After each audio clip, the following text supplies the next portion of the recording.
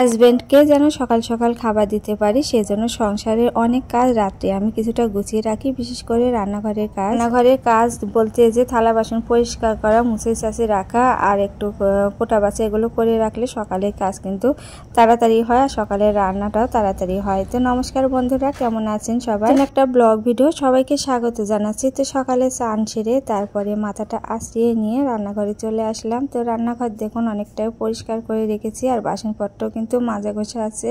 সকালে এসে আমি রান্নাঘরটা একটু মুছে ঝাড় দিয়ে নিয়েছি আর জানালাটা খসিয়ে রেখেছিলাম বাতাসের জন্য। জানালাটা কেমন আবার লেগে গিয়েছে। এইদিকে আমি একটা টবে ফুলের গাছ লাগাইছিলাম, তো ছোট্ট একটা বাচ্চা গাছ ফুল ফুটেছে, দেখতে ভীষণ ভালো লাগছে। আসলে নিজের হাতে যখন কোনো কিছু লাগানো যায় সে থেকে যদি কোনো কিছু বেনিফিট পাওয়া যায় তাহলে খুবই ভালো লাগে। যাই হোক, এদিকে আমি রান্না কমপ্লিট করব, তার আগে আমি একটু গরম জল করে নিচ্ছি, কারণ গরম জল খেলে আমি অনেকটা উপকার পাচ্ছি কয়েকদিন হলো অনেকটা গ্যাসের প্রবলেম হচ্ছে, সেজন্য ভাবছি একটু হালকা কুসুম গরম জল করে খেয়ে দেখি তো কেমন হবে। আমি অনেক ভিডিওতে দেখেছি কুসুম জল খেলে গ্যাসের জন্য অনেক ভালো। তো আমি একটু জল গরম করে নিয়ে তারপরে জলটা খেয়ে নেব। আর এদিকে ভাতে তুলে দেওয়া লাগবে, তো জলটা আমি গ্যাসে দিয়েই আমি ভাতটা তুলে দিচ্ছি। তা আমি রাতে কিন্তু রান্নাঘরে অনেক কাজ এগিয়ে রাখি, সকালে কিন্তু তাড়াহুড়ো হয় আর হাজবেন্ডকে খাবার দিতে অনেকটা দেরি হয়ে যায়, সেই জন্য রাতে এখন থেকে চেষ্টা করি অনেক কাজ গুছিয়ে, বিশেষ করে থালা বাসনগুলো পরিষ্কার করে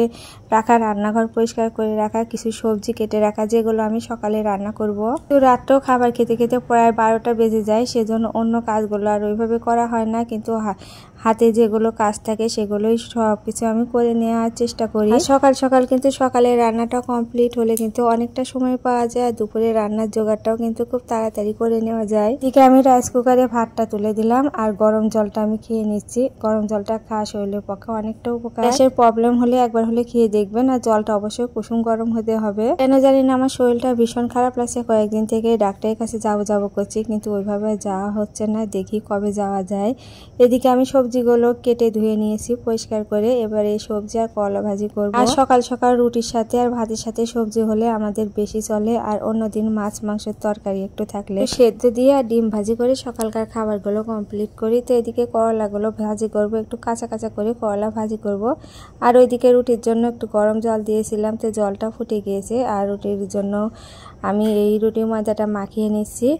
আর হচ্ছে একটু সময়, সকালে কিন্তু রান্নাঘরে খুব তাড়াহুড়োই করা লাগে। এদিকে ডিম সেদ্ধ দিয়ে দিচ্ছি, অনেকদিন হলো ওদেরকে ডিম দেওয়া হয়নি, আর কালকে শুধুমাত্র ভাজি করেছিলাম, ভাবলাম একটু ডিম সেদ্ধ করেও দিই আর ভাজি করেও দিই। এদিকে আমার করলা ভাজিগুলো হয়ে গেছে, আমি করলাগুলো কাঁচা কাঁচা করে ভাজি করেছি। এই কাঁচা কাঁচা করে করলা ভাজি করলে খেতেও ভালো লাগে আমার থেকে, আর অনেকটা উপকারী শরীরের জন্য। সকালে যে সবজিটা করব সেই সবজিটা হচ্ছে একটু বড়ি দিয়ে নিচ্ছি। বড়ি দিয়ে সবজি করলে আমার থেকে বেশি ভালো লাগে, আর আমাদের বাড়িতে সবাই বেশি পছন্দ করে। আর এই কালার ডালের বড়িগুলো শেষই হয়ে গেছে, অন্তত 10-15 মতো আছে, তো ভাবছি ফুরিয়ে দেবো একটু একটু করে সকালে সবজির মধ্যে দিয়ে আমি বড়িগুলো ফুরাই দিই, কারণ বেশি দিন হয়ে গেলে অতটা ভালো লাগে না।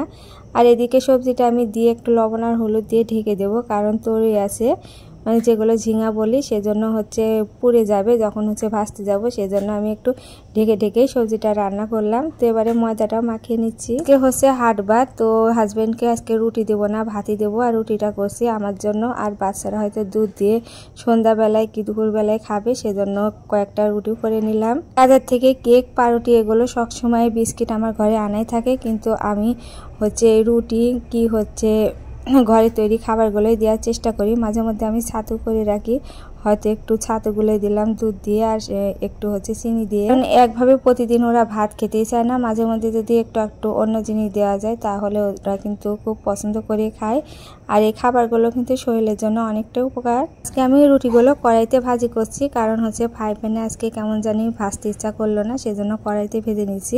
কড়াইতে রুটি ভাজলেও কিন্তু আমার থেকে অনেকটা হচ্ছে ভালো হয়, কিন্তু তাকটা কিন্তু ঠিকভাবে হলে সব রুটিগুলোই ফলে। কিছু কিছু ময়দা আছে যত সুন্দর করে মাখানো, তারপরে বেলা ভাজা যত সুন্দর করে করি, কিন্তু হচ্ছে কেন জানি না হয় না। আজকে রুটিগুলো যাই হোক পারফেক্ট হয়েছিল, সবগুলো কিন্তু ফুলকো ফুলকো হয়েছে। এদিকে ডিমগুলো ভাজি করে নিচ্ছি, কারণ ডিম সিদ্ধ করেছি, মেয়ে খাবে কিনা জানি না, তো একটু ডিম ভেজে নিলাম, ডিম দিয়ে ভাত খাই। আর রুটি করেছিলাম, রুটি দিয়ে ডিম ভাজা দিয়েও কিন্তু অনেক সময় খাই। তো ছেলে মেয়েদের পছন্দ মতো খাবার রান্না করার চেষ্টা করি। আমার আজকের ভিডিওটা আপনাদের কেমন লাগলো কমেন্টে জানাবেন, ভালো লাগলে লাইক কমেন্ট শেয়ার করে আমার পেজের পাশেই থাকবেন। এদিকে হাজবেন্ডকেও সময় সময় মতো তো খাবার দিয়েছি, এবারে আমার জন্য খাবারগুলো বেড়ে নিচ্ছি। খাবার খেতে খেতে এখানে বিদায় নিচ্ছি। আপনারা সবাই ভালো থাকবেন, সুস্থ থাকবেন। নমস্কার।